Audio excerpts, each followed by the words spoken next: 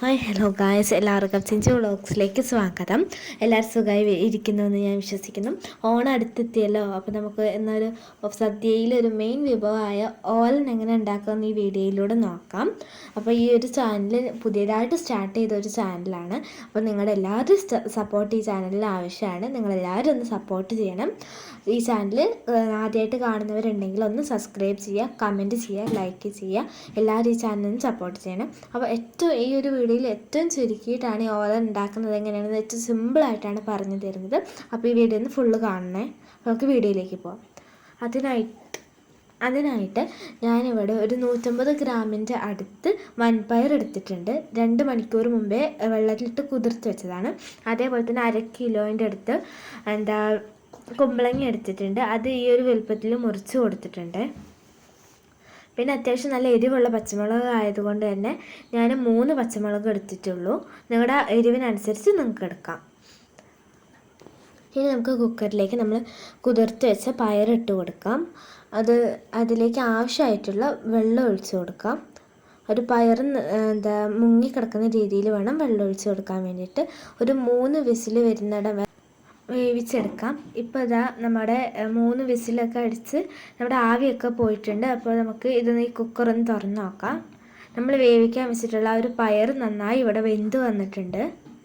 നന്നായിട്ട് തന്നെ അത് വന്നിട്ടുണ്ട്. ഇനി നമുക്ക് മറ്റൊരു പാത്രത്തിലേക്ക് മാറ്റി കൊടുക്കാം.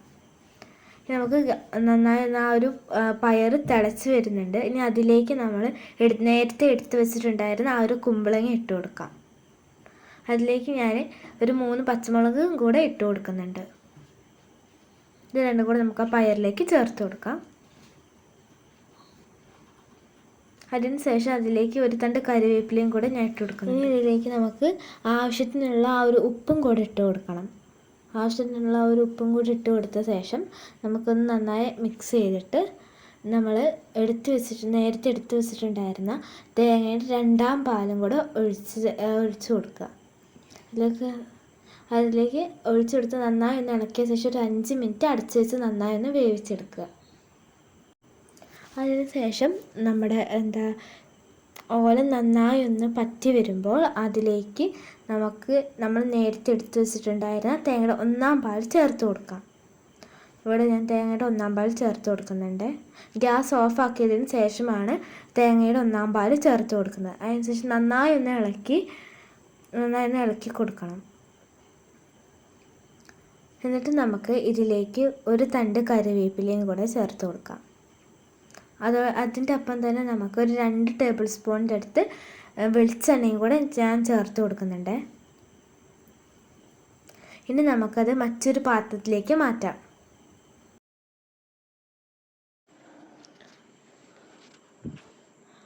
അപ്പോൾ അങ്ങനെ നമ്മുടെ അടിപൊളിയായിട്ടുള്ള ആ ഒരു ഓലൻ ഇവിടെ റെഡി ആയിട്ടുണ്ട്. നല്ല സിമ്പിളായിട്ടുള്ള റെസിപ്പിയാണ് പറഞ്ഞു തന്നിട്ടുള്ളത്. എല്ലാവരും ഈ ചാനൽ ഒന്ന് സപ്പോർട്ട് ചെയ്യണേ. പുതിയ ചാനലാണ്, എല്ലാവരും സബ്സ്ക്രൈബ് ചെയ്യണേ, കമൻറ്റ് ചെയ്യണേ. എല്ലാവർക്കും ഇനി പുതിയൊരു വീഡിയോ വരുന്നിടം വരെ ബൈ.